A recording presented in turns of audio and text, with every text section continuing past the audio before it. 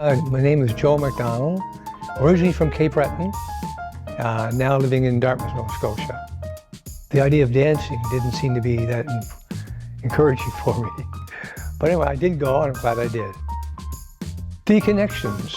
A lot of my exercises I do at home on video, and so you're by yourself, you know, and it's not too bad. I have to play music and all that. But when you come here, you're seeing other people, real people, that have the same problems as myself. So the connections were very, very important. Margaret was another person. I don't know, I can't conjure up how much I can say about her, but she's very relaxing and soothing, and she makes you very comfortable. And so you can concentrate on what she's asking you to do, not concentrating on yourself. You know, so Margaret has been a very big part for me to stay in the program.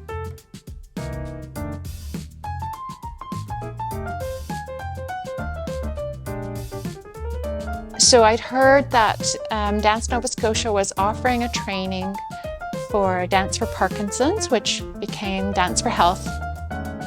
And although haven't considered myself strictly a dancer, I was warmly welcomed into this circle and was delighted to do some training with Karen Bradley in Musquodoboit and learn wonderful ideas and methods and techniques to bring to seniors in movement and dance.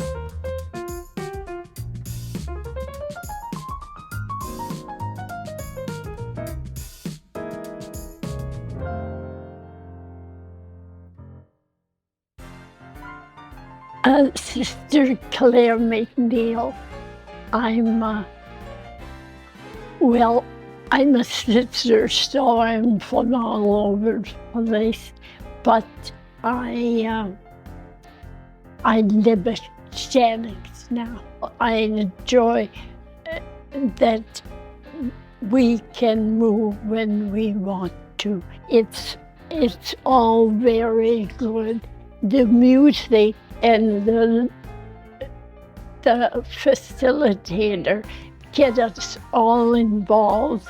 I had a stroke 3 years, well, it will be 3 years in August. And I went from a very active to very non-active. So this is good for me. I'm Sister Mary McMahon, and I grew up in Cape Breton too, but I live here at Parkland. And I'm also an old nurse and did basically in maternity nursing in my career. Well, I just came this year.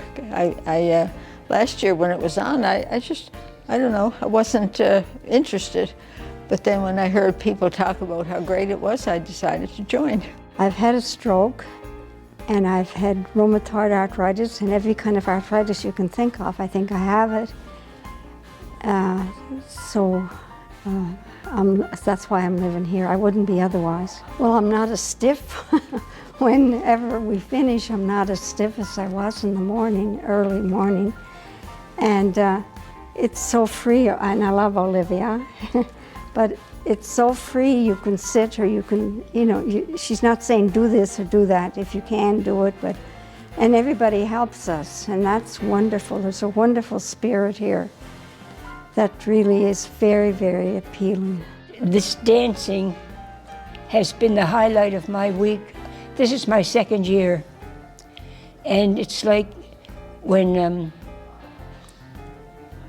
Olivia comes in the room, it's like a ray of sunshine. And I had 2 strokes and left-sided weakness, and now I'm able to get up and dance without my walker, my old buddy. I danced I find the socialization here is ultimately fabulous. And it's been very restorative, physically, mentally, spiritually. I didn't think I would ever be able to dance again without my old buddy here. And I'm able to.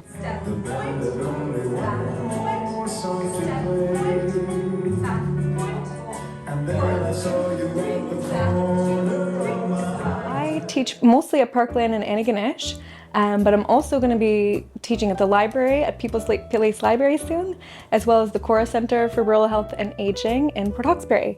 And this is my second round of teaching at Parkland, teaching this program.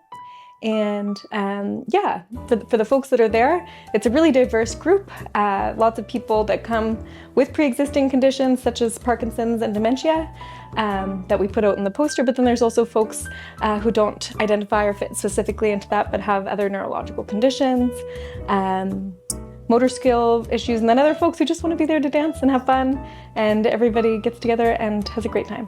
I'm just really lucky to be there, to be witness to such a thing, to like be part of facilitating something so special. And so it's really cool for me to be able to like feel like I'm dancing like no one's watching and be a part of something so special, and not be judged, and know that it's making a difference for so many people too. So it's like, for me, it's such a gift to be able to be there and just be myself and show up like that, and then know that those moments and that time together is really affecting people's lives positively.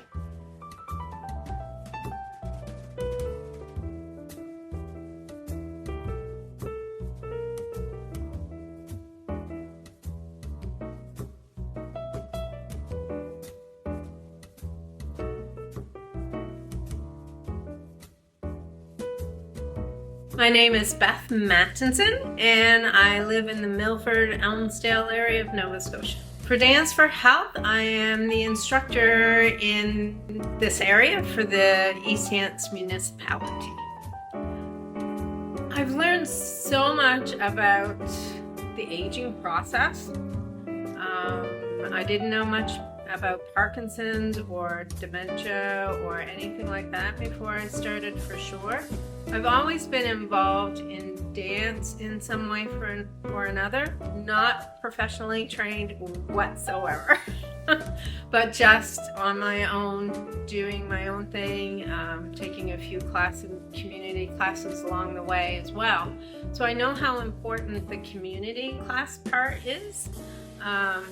And as I age, hopefully gracefully, I am now considered one of the seniors. So I figured I better think that way a little bit more. So when I saw the opportunity through Dance Nova Scotia to get trained with Dance for Health, I was right on trying to track down Karen Bradley and find out as much information as I could. So that's what I did.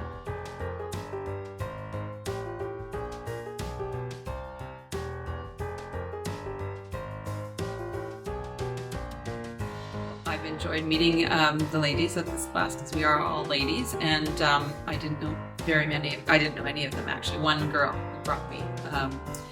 I have come with her regularly because she'd heard about the class and she's from the Lance area, so that's how I got involved. But the other thing is, I was looking for something that was a little bit more low impact because I have a knee injury, and I couldn't do a lot of things that I would normally have done. And what I've been delighted about is the fact that even when I get home, my knee is not sore. And I guess that's because we can put in as much as we want to it, right? Our instructor always says, we've gotten rid of the no pain, no gain, and you do as much as you can, but don't hurt yourself. We currently have 14 active classes underway, which is remarkable. This is exactly what we want, and we want more. But right now, to have 14 classes underway across the province, from Yarmouth to Sydney, is exactly what Dance for Health Seniors is all about. And what we're finding, and what's particularly satisfying, is that the longer these classes run, the second, third, fourth go around, we're getting word's getting out. It's quite wonderful the way we're growing in the communities where they're needed the most, in the communities with a higher population of older individuals. Where would we like to go next? There are all sorts of communities still untapped. We would love to have instructors in those smaller communities.